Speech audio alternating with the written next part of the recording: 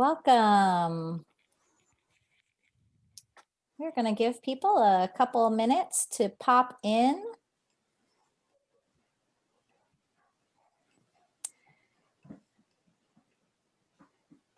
Good to see everyone's names coming up on the participants list.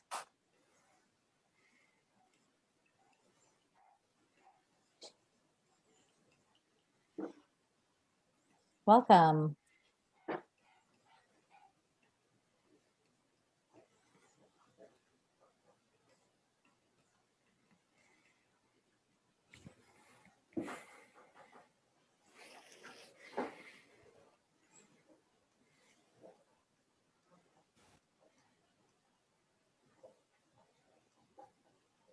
Those of you who are just joining us, welcome. We're just going to give people another minute to pop on, and then we'll go ahead and get started.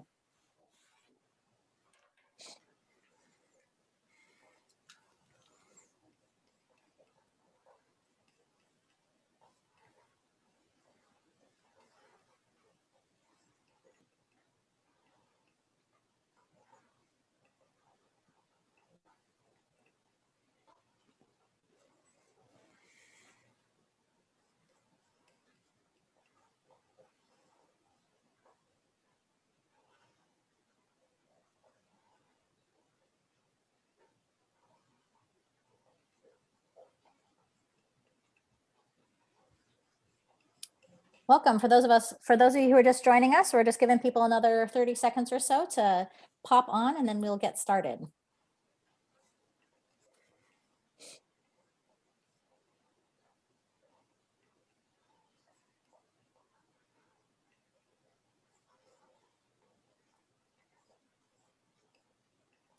All right. I think we'll go ahead and get started. And if people pop on as we are going, that's okay. I'm Jamie Staley. I'm the Director of Christian Education at Fifth Avenue Presbyterian Church. And we, this fall, have had a series of one webinar and a series of podcasts, and are excited this evening for our webinar with Dr. Soong-Chan Rah on the book of Lamentations. And Dr. Soong-Chan Rah is going to explore this book with us. He's the professor of church growth and evangelism at North Park University and an ordained minister in the Evangelical Covenant Church. His book, which is called, I just had it popped up and it went back down, Prophetic Lament, A Call for Justice in Troubled Times. I am really excited to hear from Dr. Rah this evening, particularly with everything that's been going on in the year 2020, everything that's been going on this week. I think this is such a timely topic for us to be talking about. So please join me in welcoming Dr. Rah. Thank you so much for coming and meeting with us this evening. Thank you. Very glad to be with you tonight. My appreciation for this very kind invitation and the opportunity to share on this topic, on the topic of lament and lamentations. Hopefully and I would agree that this is kind of a timely topic for this particular moment. Again, I don't think I don't think Lamentations, the book, is not quite a common book that is discussed and studied in many churches. But there are certainly situations and circumstances in our nation right now that might require it, even though for some it's a time of celebration, and for others it's a different type of time. But in general, I want to think about the year 2020, even with everything that's gone on over the last week, but over the course of the entire year, just thinking about everything that has happened in our nation. Certainly, COVID-19 is a huge circumstance that has shaken and changed so many of our lives. And then on the heels of that, of course, there was the economic, what is definitely a recession, and could be even further than that, the economic downturn loss of jobs, the percentage of loss of jobs and the downturn in the economy was also occurring right on the heels of COVID or as a result of COVID.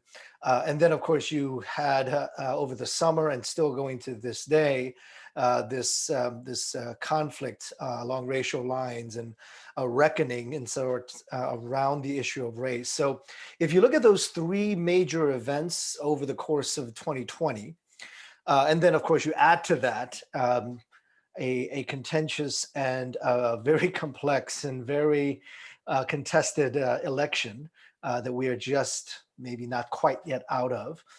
We're talking about kind of 3-4 major events that usually occurs in one decade every 100 years or so, right? So in the 20th century, we had the Spanish flu in one decade, and then the economic depression the next decade, and then the civil rights movement a few decades later, a world war after that. And so like centuries, over a span of centuries, it's possible to experience these catastrophic world-shaking events. I just don't know when was the last time it all happened in 1 year and right on top of each other to experience an international global pandemic, and then an economic downturn and again, borderline depression, economic depression. And then racial conflict in America and a national reckoning on race, and then a contentious election on top of that. So I think many of us will echo 2020 has been some of the most stressful situations we've ever encountered. And I wanted to address that by looking at the spiritual discipline of lament that comes out of the book of Lamentations as an appropriate response to the challenges that we are facing. If we were to look at the way that most of our nation has tried to approach these kind of catastrophic events over the last year, I would say there's a lot of narratives around exceptionalism and triumphalism, and that those two narratives, especially in the United States, has driven the conversation and discussion around these situations more than maybe what the scriptures actually teach us, what the Bible might actually teach us, or what Christian faith and tradition might actually teach us. So, and I mean that by saying that when we talked about COVID, this national pandemic, this kind of, in some sense, very unusual language around how we've turned a corner, or we're going to fix this quickly, or we're going to get over this very quickly. While every other nation was figuring out this is going to take some effort. It's not just something you can just kind of brush away and say, oh, we're going to fix this thing very quickly. Pretty much every other nation in the world knew that this was a pretty significant event that required significant effort to address. But there's always been this latent American exceptionalism that I think, and this kind of tied in with that exceptionalism, this kind of triumphalism that we have seen create this inability to deal with this pandemic on the level that was appropriate, because we were underplaying it, or because we were thinking this was going to go away, and that a great nation like America shouldn't have to deal with these kinds of challenges. So this is kind of the social reality of the world that we live in, that we are facing these kinds of challenges. Let me begin by saying this is the approach that I want us to take when we talk about how do we understand the challenges in our world, and how are we going to actually address the challenges in our world.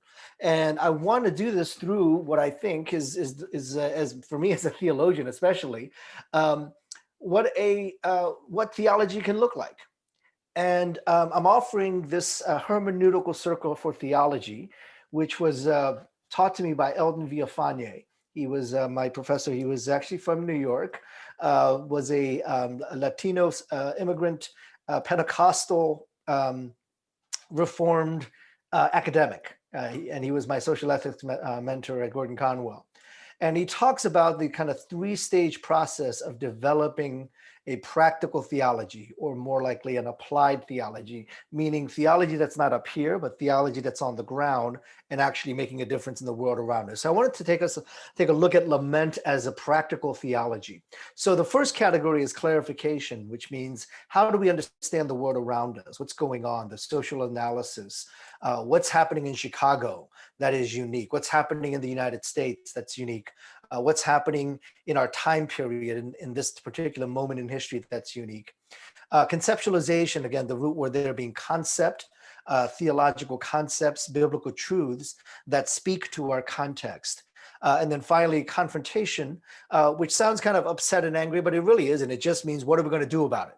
What are we going to do to confront or actually do something?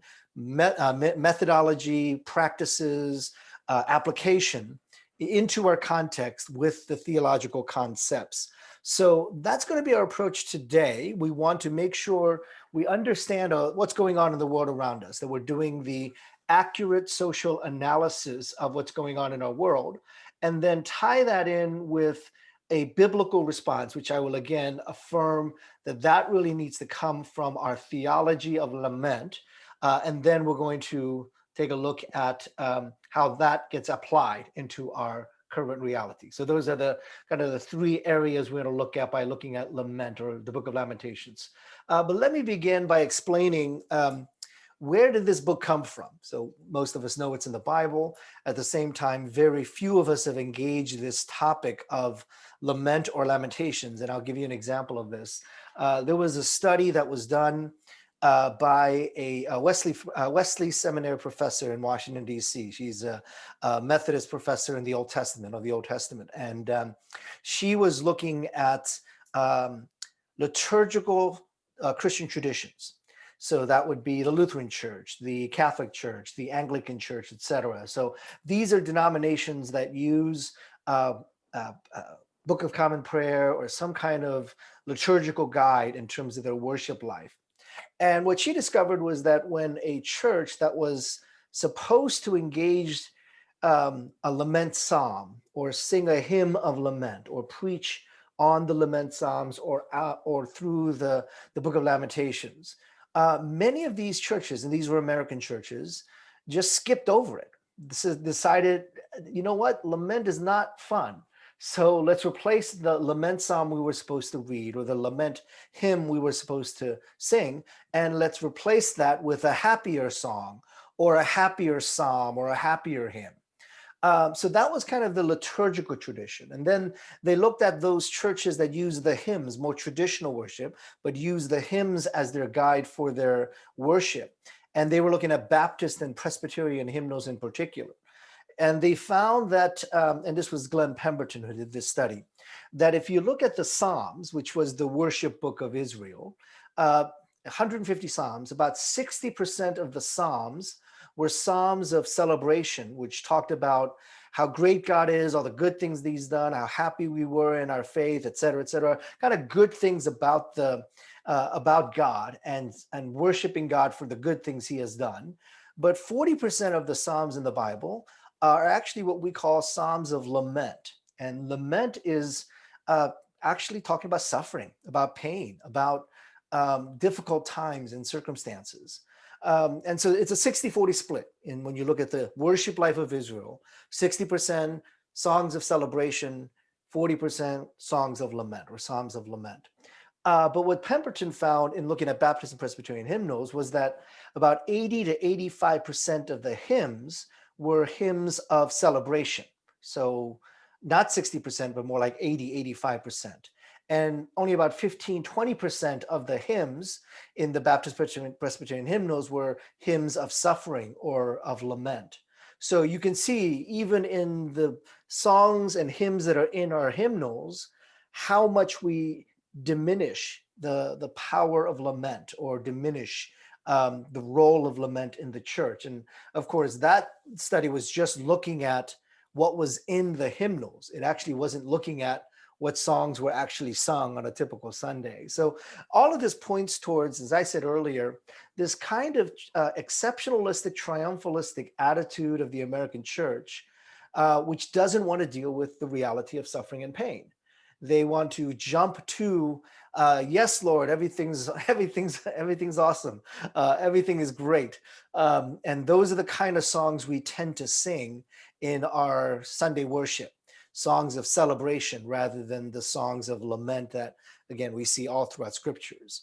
And that's why I wrote this book actually on lament and lamentations, because of this gap in our worship life, in our prayer life, in our preaching.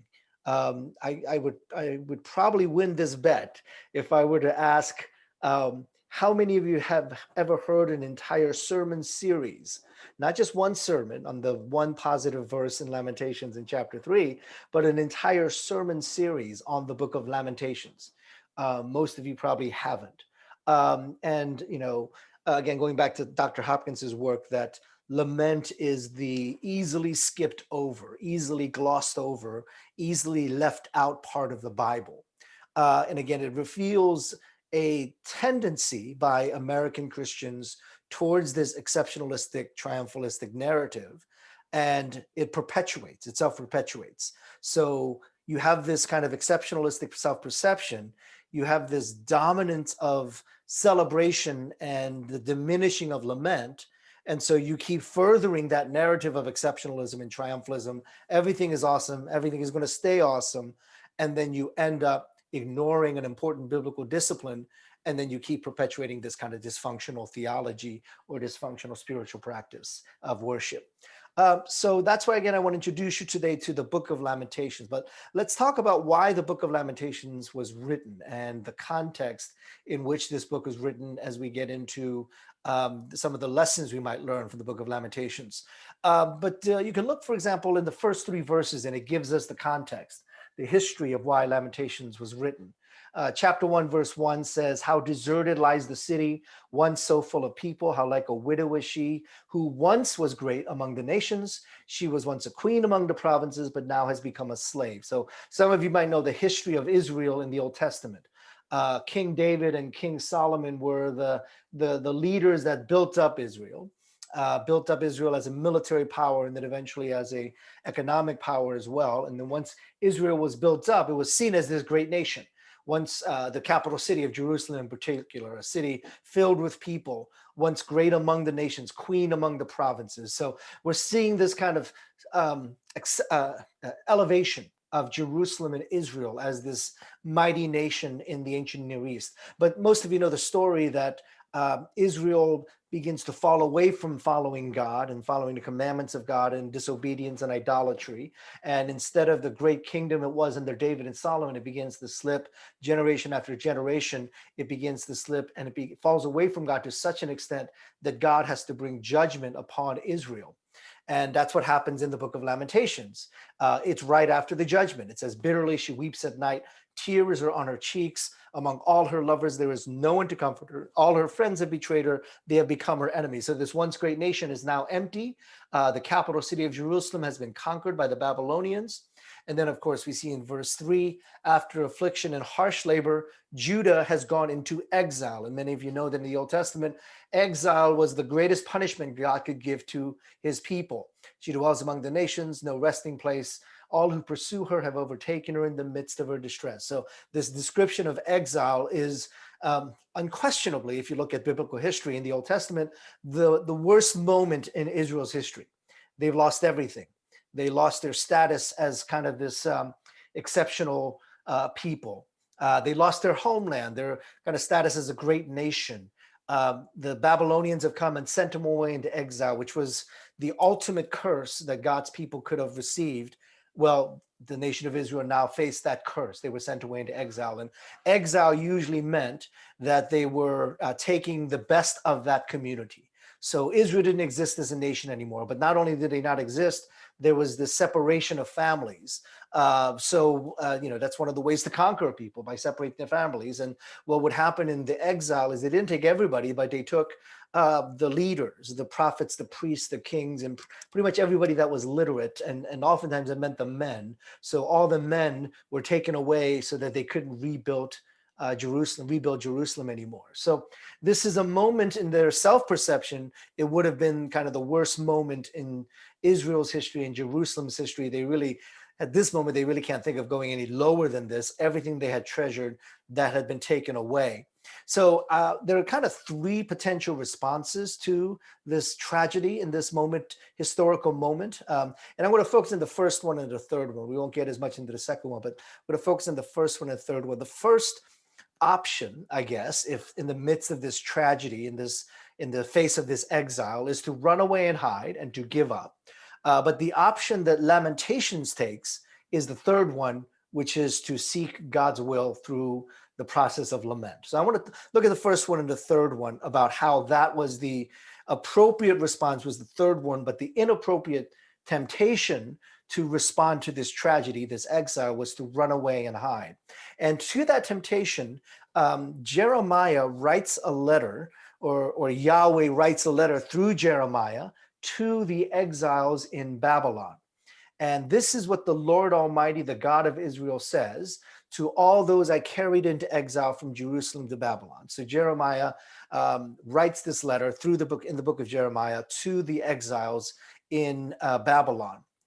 And he says something kind of strange. He says, build houses and settle down, plant gardens and eat what they produce, marry and have sons and daughters, find wives for your sons and give your daughters in marriage, so that they too may have sons and daughters, increase in number there, do not decrease. And the next verse is a verse that might be familiar to many of us. Now we know the context. Seek the peace and prosperity of the city to which I have carried you into exile. Pray to the Lord for it, because if it prospers, you too will prosper. Now, let's set the setting for a little bit.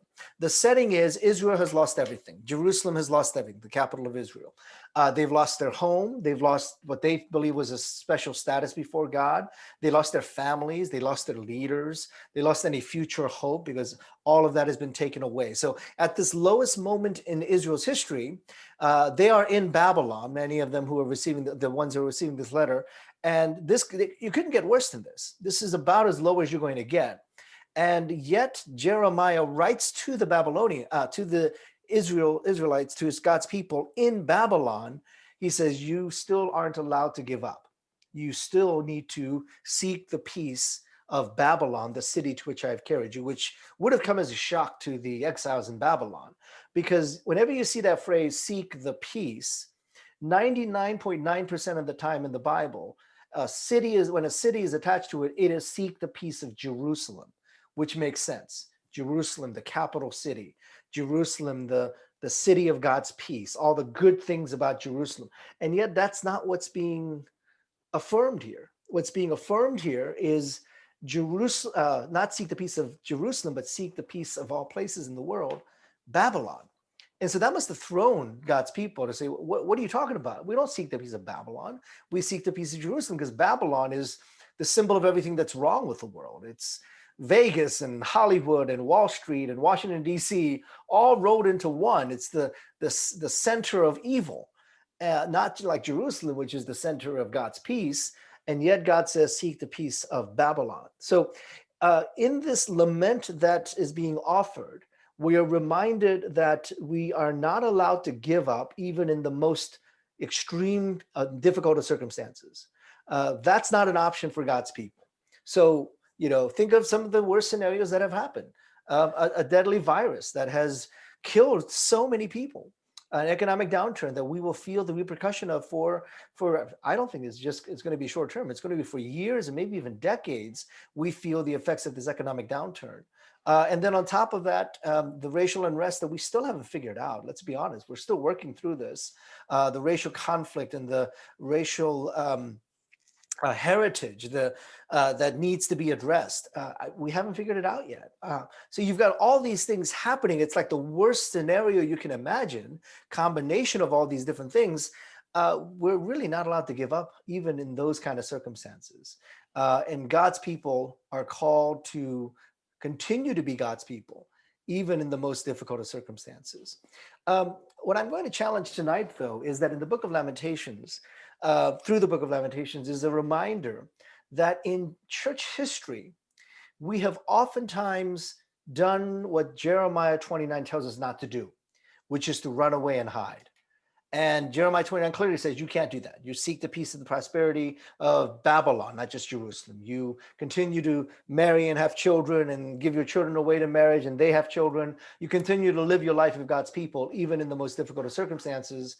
And yet that hasn't quite been the history of the church. And I'll use the city as an example of how the way that the church has oftentimes run away and hid rather than have actually been those who have engaged the city, engaged the challenges. So the background is that if you look at the 17th century all the way through the 19th century and somewhat into the 20th century, there's a narrative around the city that is oftentimes very positive. So 17th and 18th century in particular, 19th century somewhat.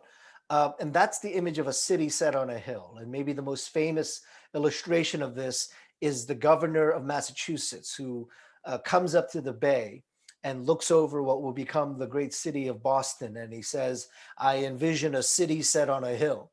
And some of you know, if you live in Boston, I lived in Boston for 15 years, that the image of that city set on a hill was so important to the city of Boston that one of the most important neighborhoods is called Beacon Hill.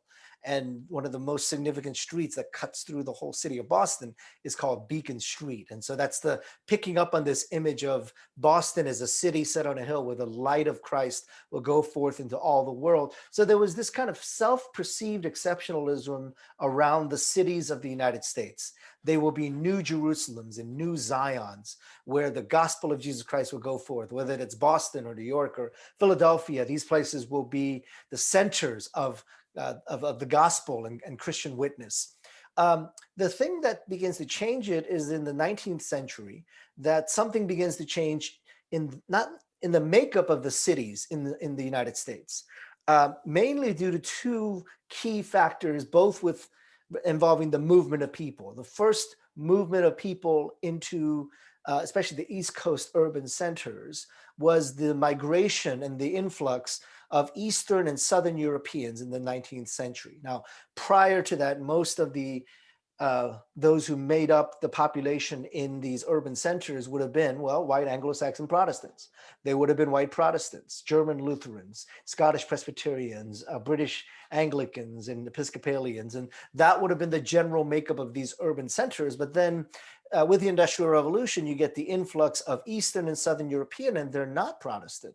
They're Italian Catholics and Polish Jews and Greek Orthodox. And now you have these urban centers that had once been the centers of kind of white Anglo-Saxon Protestant life, now actually has these non-white Western European Protestants living in their communities. So that actually begins to change the narrative around the city.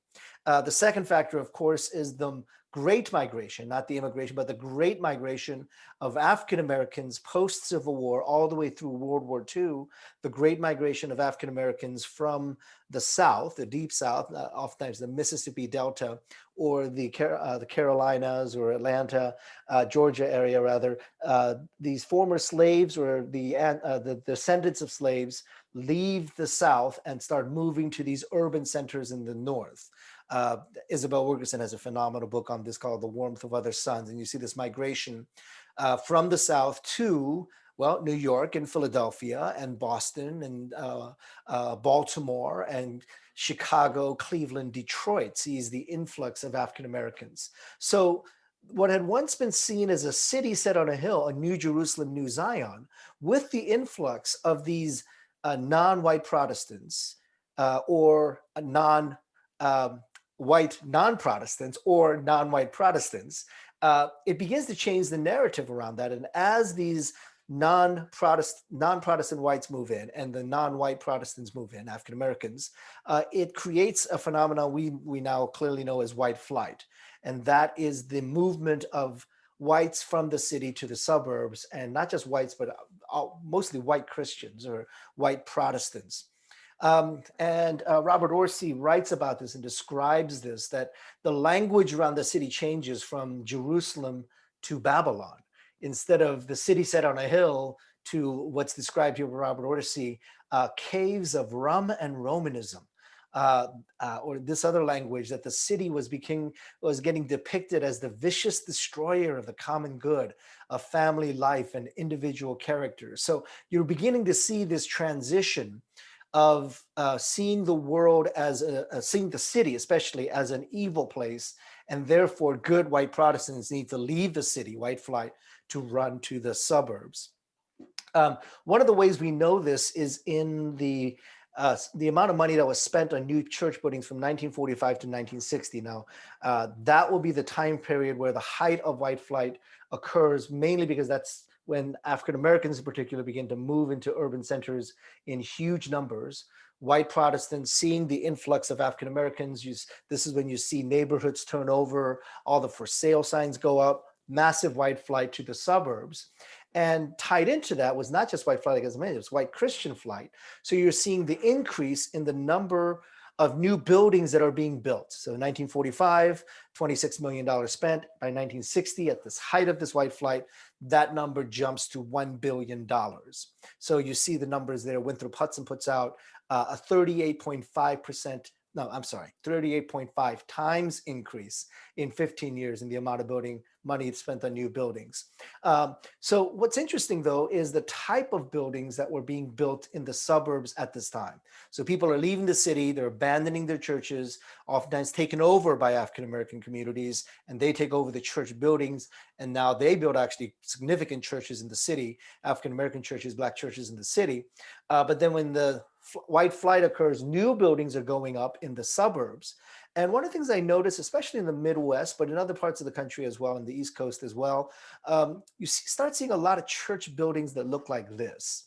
And this is a typical form of architecture for a sanctuary built in the late 40s, 50s, 60s, and even into the 1970s, again, at the height of white flight. New buildings are going up, and they often look like this building. Now, I was, I think, about 10 years old at a church dedication when I was in the late 1970s at this church building that was being dedicated. And I realized this was a really stupid building. As a 10-year-old, I knew this sanctuary makes no sense whatsoever. Well, I was living in a cold weather state at the time in the East Coast, and it was a cold January day when the building was being dedicated. The heating vents, as many of you know, run along the floor. But when you have a sanctuary that's built like this, where does all that warm air go? Well, it went right up into the rafters. And so, you know, you're Presbyterian, you understand this term. You have the frozen chosen, literally have the frozen chosen in their pews in the sanctuary, and all the warm air up in the rafters. So as a 10-year-old, I saw this and said, this is a really stupid idea. Whose idea was it to build the building to look like this? And well, the senior pastor gets up and starts explaining why he built the building to look like this. It was his idea. He said, imagine this church building turned upside down. And as we're looking at the building turned upside down, what do you see? Well, the pastor said, we built this building to look like a boat, a big ship. And where in the Bible do you read about a really big ship? Well, turns out that Noah's Ark is where we read about a really big ship in the Bible. And so the intention there in the kind of the height of white flight to run away from the city or run away from the changes, which again is exactly the opposite of what Jeremiah challenges us to do. At the height of that, you're building these buildings that are meant to look like Noah's Ark. Now, think with me and process with me what you are saying to the world when you say that the church is Noah's Ark. Well, what are you saying? You're saying that the world out there can be destroyed and the floodwaters can come and mess them up. We don't care, as long as we are safe in Noah's Ark. And that became the relationship to the church, to the world. We don't care what goes on out there, as long as we are safe in Noah's Ark. In fact, what we'll do is we'll take things out there in the world and make a kind of a Christian version of it, right? In Noah's Ark. We'll have, the world has their secular literature, we'll have Christian literature. The world has secular schools, we'll have Christian schools. The world has secular music, we'll have music that's not quite as good, but we'll have our own Christian music. And the world has their secular coloring books, we'll have Christian coloring books, secular t-shirts, Christian t-shirts. And so what we've created is this kind of hostility to the world, and seeing the world as, yeah, you can go ahead and be destroyed as long as we are safe in Noah's Ark. And what I'm trying to point to is that this is the exact opposite of what God called us to do in the book of Jeremiah. This is the exact opposite of what Yahweh says to God's people. Not to run away and hide in Noah's Ark in the midst of Babylon, but to actually continue to be salt and light in the middle of Babylon. Well, you can say this was 100 years ago. Things are different now. We don't do this anymore. Well, let's think about that for a minute and see, is this maybe another place where we are doing the same thing that we were doing as a church 100 years ago, and the same, or 50 years ago, and we're doing the same thing that Israel was tempted to do when they were in exile in Babylon. Are we doing the same thing right now, and particularly around this issue of the diversity that we're seeing in America right now? So these are just some numbers. These are from the US Census and some other kind of research that have shown these trajectories. In 1965, there was a change in the immigration laws in the United States. And over the last 40, 50, 60 years, we've had this gradual influx. That's something that needed to be noticed. It was not an abrupt influx, but a gradual influx of non-white immigrants. In fact, what you saw was not this kind of 6 million immigrants all of a sudden storming the Mexican border. That's never happened. It just is not that's fake news. That's not a reality of our human condition, of the American immigration system. It's never been millions of people, rushing the Rio Grande. It was, 20,000 one year and then 25,000 the next year, and gradual increase of the numbers of immigrants.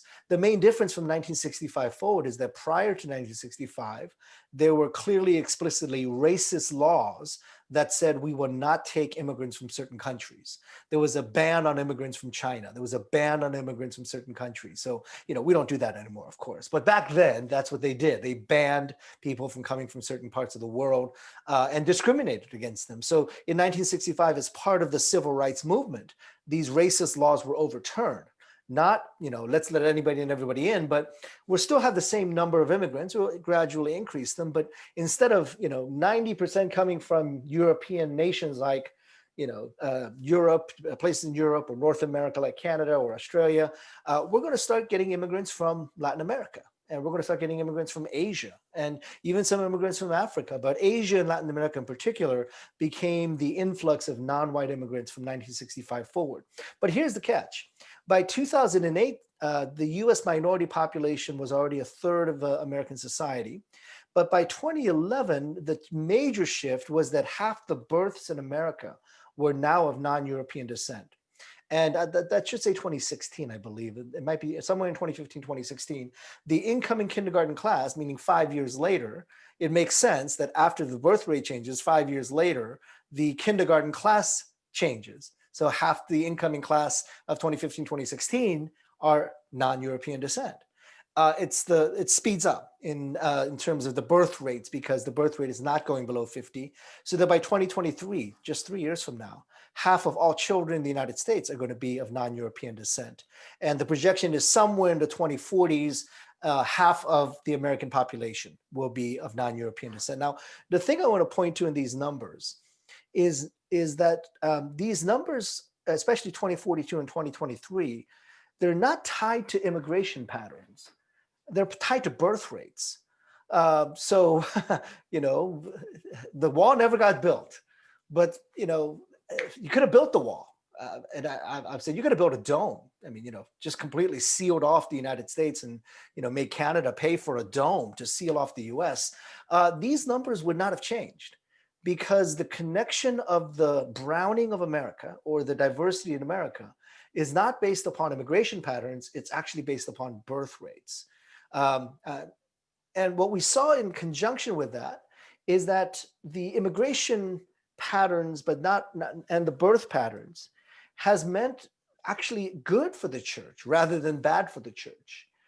It's meant good things for the stability and the sustaining of Christianity in America.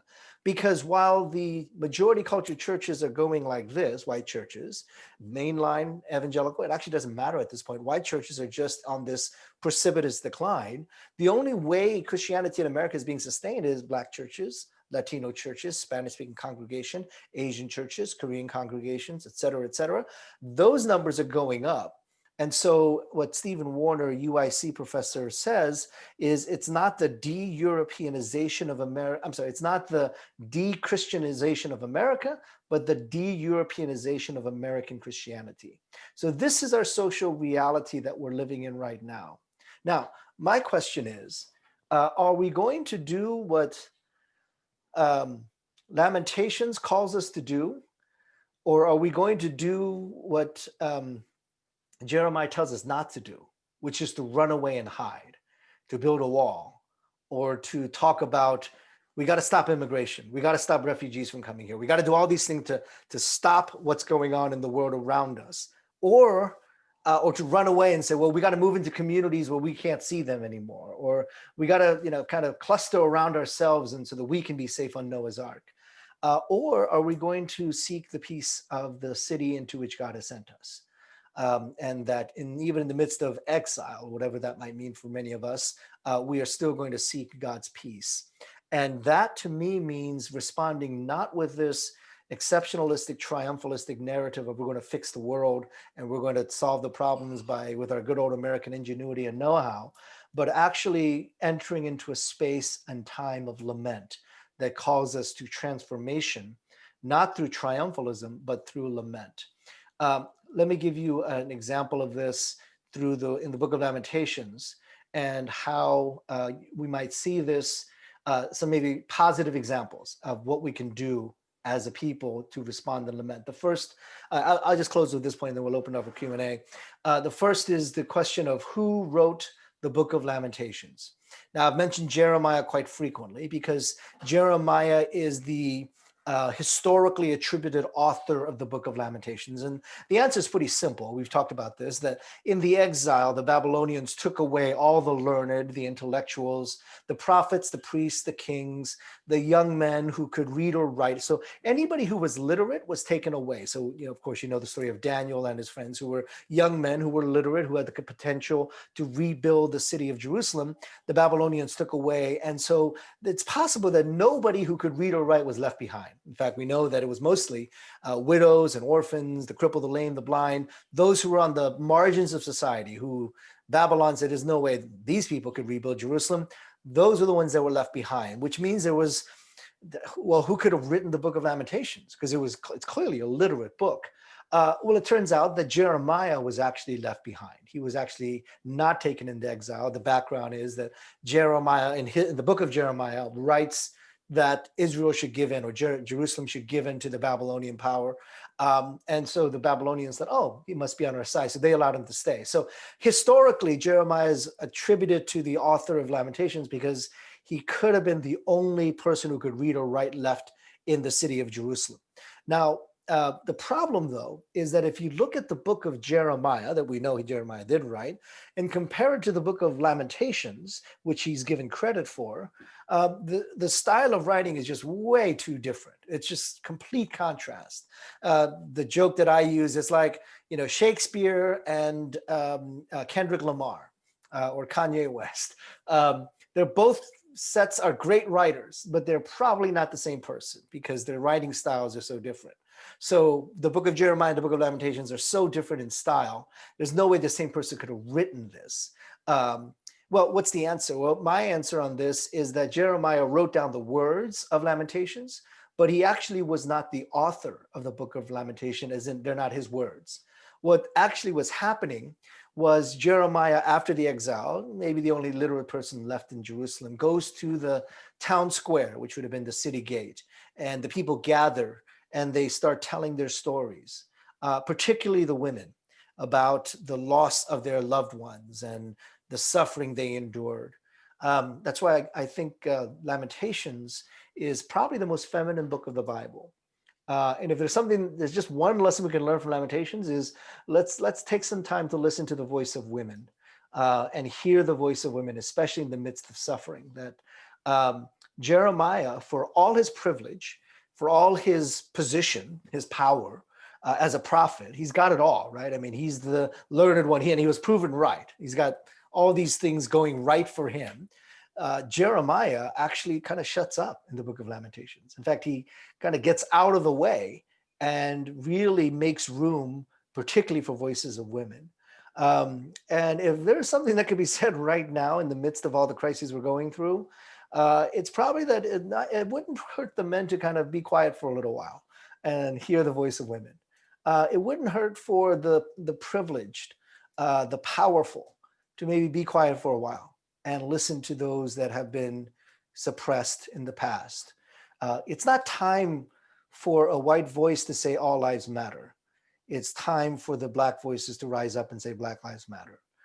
It's not time for the powerful, privileged, educated people to say, oh, I've got the answers here. Let's fix this. Let's do this right because I've got the answers. I can fix this. Versus let's hear from those who are the frontline workers in COVID, the ones who've lost family members to COVID. Let's hear from those who are on the streets protesting because their long story of oppression and persecution has not been heard. This is the time for maybe the powerful and the privileged to not say anything and to actually listen to those that are the voices that have been silent. So I'll close with this illustration. I've been teaching at Stateville Correctional Center, which is a max security prison outside of Chicago. It's about 45 minutes outside of the city. I've been teaching there now for 3 years. It's been the most formative experience I've ever had in my entire life, not just as a teacher, but as a pastor, as a professor, as an academic. It's definitely been the most formative experience I've had. I remember though going into Stateville for the first time about 3 years ago. I was getting ready to teach a class.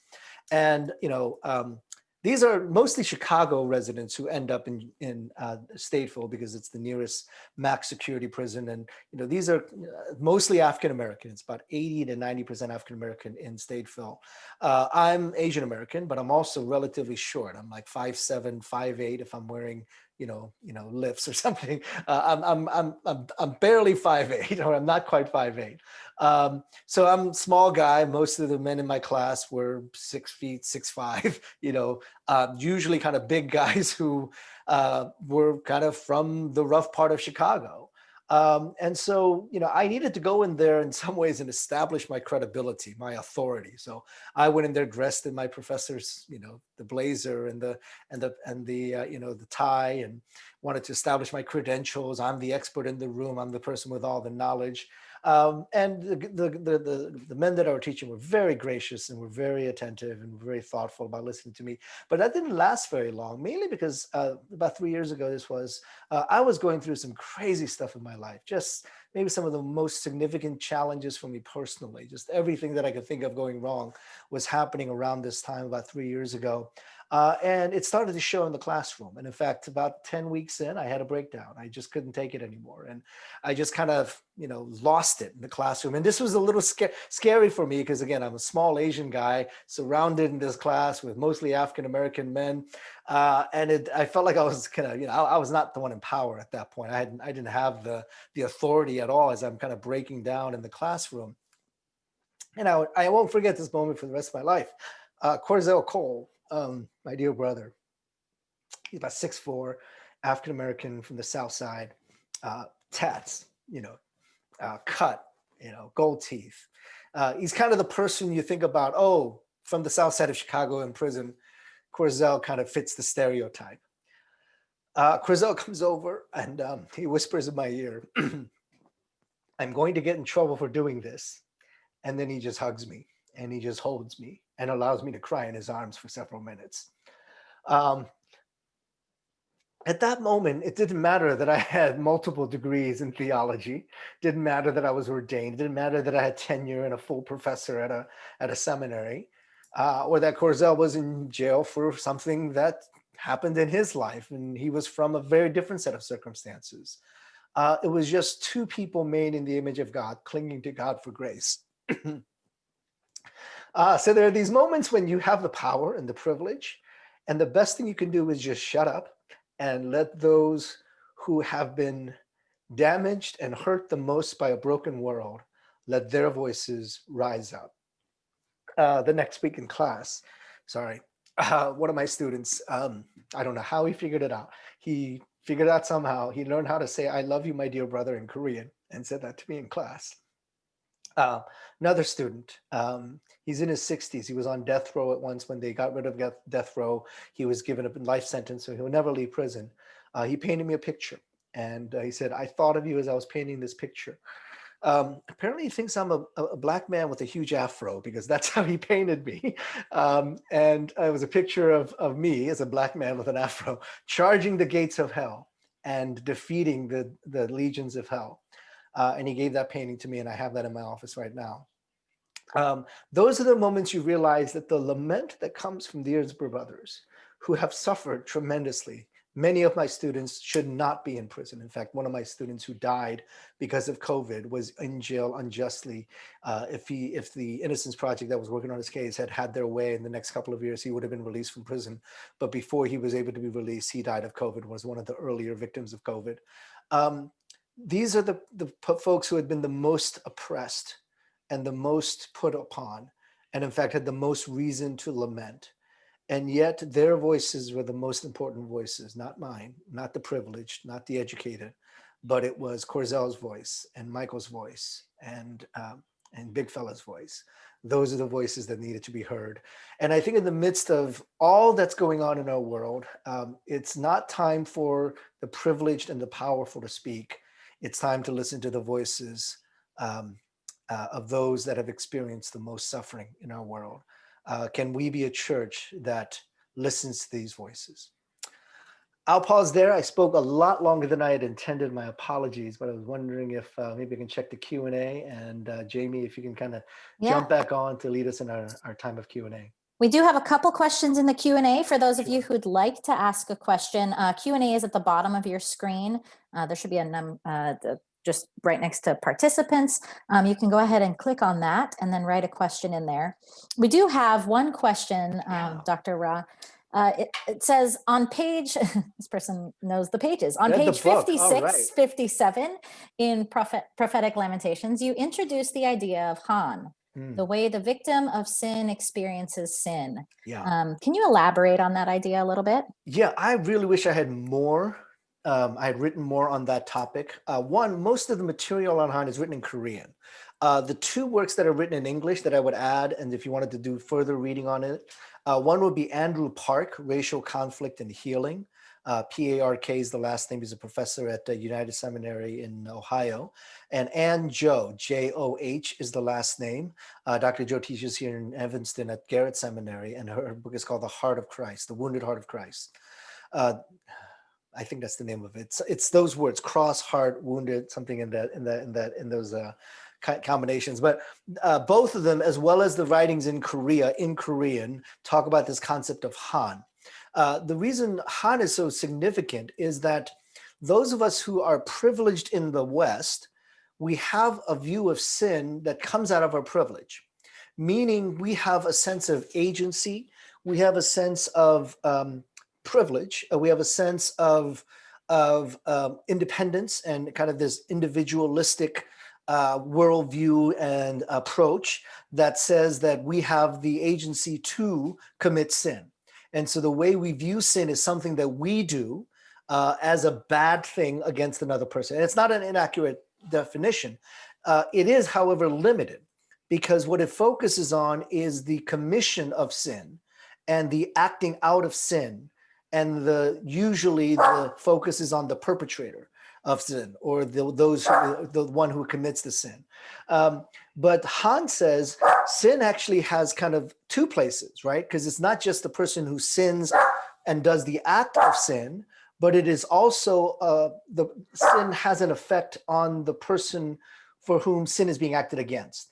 And that person doesn't feel guilty about sin because that person didn't commit the sin, but actually feels the pain and angst of Han because sin has been acted upon them. So, and I encountered this when I was a pastor. I saw some bad teaching on this, where we talk about this to victims of sexual abuse, for example, and kind of define their experience as sin, which is just brutal and unhelpful, and to me, sinful to do that, to define a sexual abuse victim's experience as sin. You were involved in sin. No, that's not what happened at all. You were sinned against, and therefore you had a different experience. And that's Han.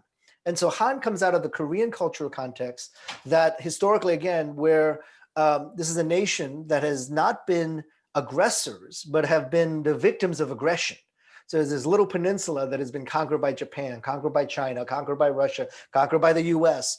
And so the people have this collective sense of Han, that we are not the ones that act in violence towards others, we have violence done to us. And so that's where Han is actually a different language that we use. And that's why I would also say this is very significant in our understanding of African American Christianity. In fact, James Cone, in his book Spirituality in the Blues, recognizes that this is a connection between the Korean people and African Americans. And he wrote this around the time there was significant conflict in the United States, in New York, where there was a conflict between African Americans in the community and Korean shopkeepers.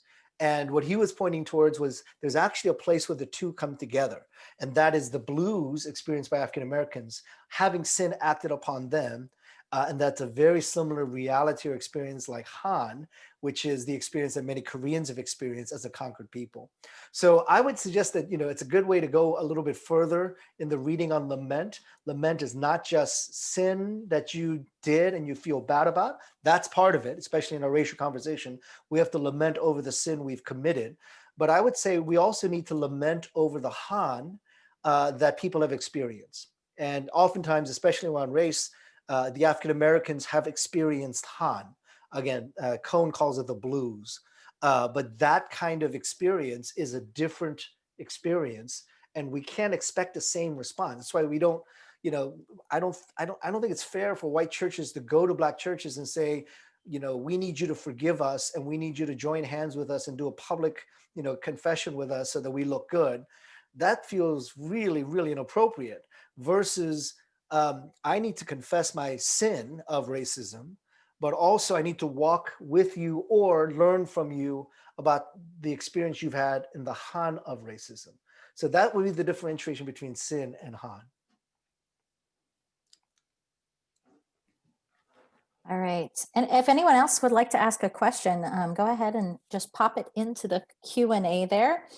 I know that let's see. Would you be willing to tell us just a little bit about what the poster behind you, Dr. Rah? Sure. Actually, I was going to try to get to this, but as always, I prepare way too much content.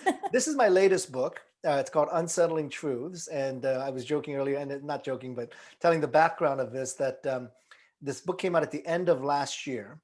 And so our publisher, it's co-authored with that gentleman there, Mark Charles. He was my co-author. He's a Navajo pastor, activist, and he actually ran an independent candidate for president. I don't think he won, but he was one of the independent candidates for president. So Mark and I wrote this book together, Unsettling Truths, and the publisher gave us this kind of full-length poster to take with us whenever we went on speaking or book signings and the like. And of course, we never got to use it because everything shut down. So I use it now as my background. But I would say if you wanted to follow up on some of the themes of prophetic lament, this is a book that you might be interested in. It's called Unsettling Truths. And the intention of that was to center Mark's voice, my brother, my Navajo brother, who's kind of speaking out of his experience and his history and his the narrative of his community.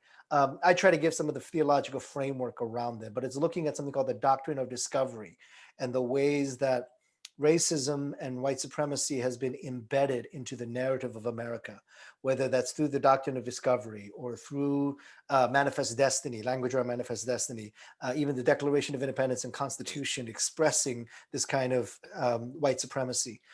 So we try to unpack the long history of white supremacy as first evidence in the Doctrine of Discovery and just kind of reiterate it over and over again throughout history.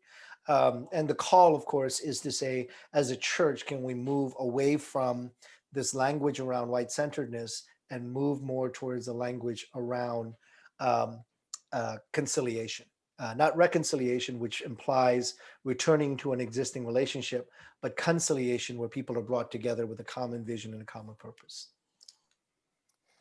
Someone had asked if you could repeat the title of the book by Park, Sure. The one relating to Han. Andrew Park. Andrew is his first name. Andrew Sung Park, middle name Sung.